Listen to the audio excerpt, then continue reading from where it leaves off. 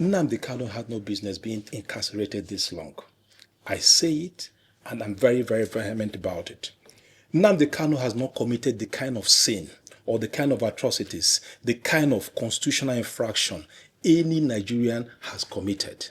Now, you have people like Sunday Igbo who was arrested with arms. Igbo is going about doing whatever he's doing. Now, you have several kingpins, whether they are bandits, whether they are terrorists, or whether they're anything they are called, they are free and going about their businesses. Nnamdi Kanu is simply expressing his constitutional and humanitarian right. And so to keep on caging Nnamdi Kanu or incarcerating him is not only a disservice to humanity, is also a great constitutional crisis that will come into this country. Let me take it from this point. How do we explain a situation? A man who has stood up clearly that what he is fighting for is the marginalization, perceived marginalization of a certain set of people in this country. And it has a historical anecdote. Now, what is the historical anecdote? The certain people, the Igbo people of the Federal Republic of Nigeria, over the decades have been marginalized in this country. It is not a matter of allegation. It is not a matter of perception. It is something that is as strong as visible, seen everywhere. And Nnamdi Kanu has stood up as the only person that consistently over the years and had said to everybody that my people are suffering, that my people are not enjoying what they are supposed to enjoy in the country called Nigeria. On account of that, he stood up and questioned the Nigerian state. So now, the Nnamdi Kanu issue is a multi-layered issue. First of all, you need to understand that there is a legal perspective to it. There is a political perspective to it. There is an economic perspective to it. There's also a socio-economic perspective to it. Now, let's look at the legal side of it. This is a man that was arrested in 2022. 2021. And when he was arrested, what was he arrested for? The charges were terrorism, treasonable felony, and managing an unlawful society. Now, those are the three things that he was accused of. Now, they went on trial. By 2017, the court granted him bail, and he came out. By 2022, when they attacked his house. They attacked his house in Umuahia. The natural instinct for somebody to survive is to see how he can survive. It's just to find a way to exit the environment where he was being attacked.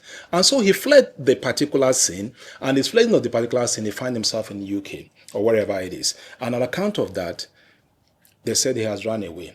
Now, the point being made is that while he was there, an arrangement was done to get him from Kenya, where he went to, and brought him back to the country. Since then, the legal issue has remained the way it is. It's not been moving forward. It's not going back. There has been a sustained effort directed not only directed by the state, but there's some political contending interests within the Nigerian state, within the Igbo elite, within the political class to keep to put Kanu down. So, in the helicopter view, the Kanu phenomenon, the Kanu issue, is one issue that can consume the Nigerian state if it is not well managed. It is beyond the rhetorics we keep on talking about. The Kanu issue is an exemplary issue to show how we can manage a country. And if that is not done properly, if it is not done methodically, if it is not done with a sense of genuineness on the part of the Nigerian state, to see how they can have a political dialogue to manage the situation, it will definitely create more crisis. Of course, as we speak now, the Southeast is agitated. There is a plan of a protest that is coming up.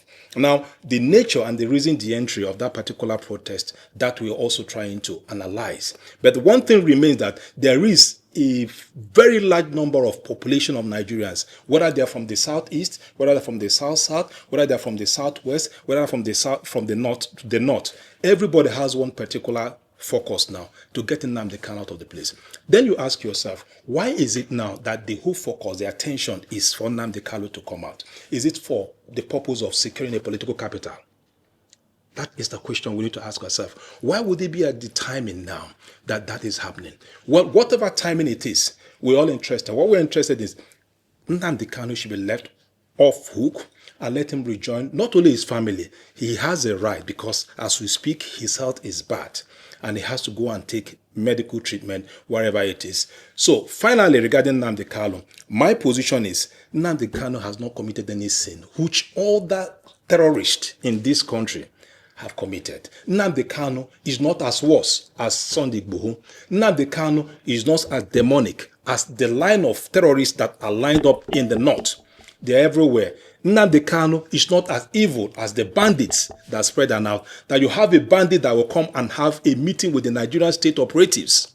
Yet Nnamdi Kanu, who did not carry a gun, who did not do anything that is inhuman to speak like this set of people, is kept incarcerated in a cell. It's time for Nnamdi Kanu to come out from the prison and we can move forward for a political dialogue on how we can reintegrate the Igbo people back to the nation state called Nigeria.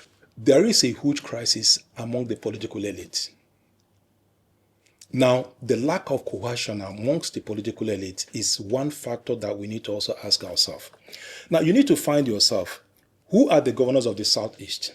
How did they get to where they are? You're talking about Mba, who just defected to APC. You're talking about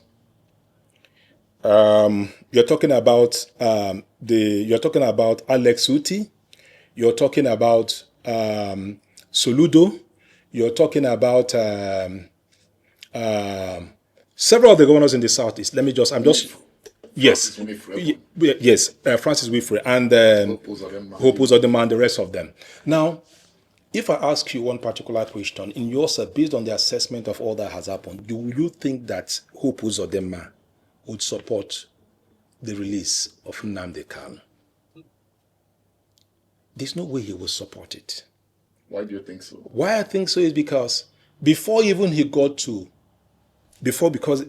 incarceration, you saw the battle, not only the media battle, you saw the punches. You saw not only the verbal punches, you saw the political volleys that was going on between himself and the governor of Imo State.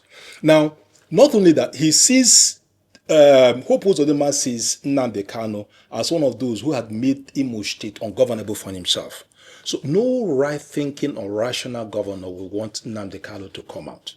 But it is time to understand that this is a statesman. I am now a statesman that governs a people, and these parochial things should not be features or factors that I should look into, but rather it should be things I will consider in a broader perspective. So to your question, why is it that people like Hope Uzodinma, who is a governor, will not want Nnamdi Kanu? I've just addressed that. He will not want because that time he made it in a way that it becomes very uncomfortable for him to govern the state. So Hope Uzodinma said. Now, for other governors, you need to understand the background of Oti himself. Oti is not a very noisy person. Oti is a very sound, professional, laid back, but organized political leader that is doing much in Abia. And that is his constituency. I do know of a certainty that old Oti has been at the background doing a whole lot for Nnamdi Kanu to come out, even though he might not come out in the media to talk about it. But there's a lot of work that's been going on the ground to see how Nnamdi Kanu will come out. First, it is his constituency, because that is where he comes from. Secondly, it will also be a political plus for him. Thirdly, it will now also bolster his chances of re-election. Fourthly, it will put him in a position to even get closer to the president and also to see how they can project the Igbo cause. So I see him being at the forefront of this particular campaign, but he is being also very, very cautious in his movement. Now, for people like Wunfure of Airborne, I can see neither here nor there where he is. Of course, you should understand his political mentor, Umahi. Umahi is vehemently opposed to anything that has to do with the Biafran cause. So I do not see any difference. I do not see any impact. I do not see any way his boy to speak or his political son will want to go to We want to do what he doesn't want to do. So that's for Ebonyi itself. Now for Soludo, you know Soludo's position regarding this. Soludo does not take kindly to anything that has to do with this Biafran cause and all that. And he has voiced that over time. It's not hidden. His position is very clear. Now to your question, why is it that the Southeastern governors are reluctant to come out forcefully to now, as an umbrella body, to see how they can get Nnamdi Kanu out of incarceration? The answer simply is this: everybody is scared of his position of governor and that how impact on him, either during his re-election or their continual governance of the particular state. That is the reason. They're just being selfish about it, and that's where it stands.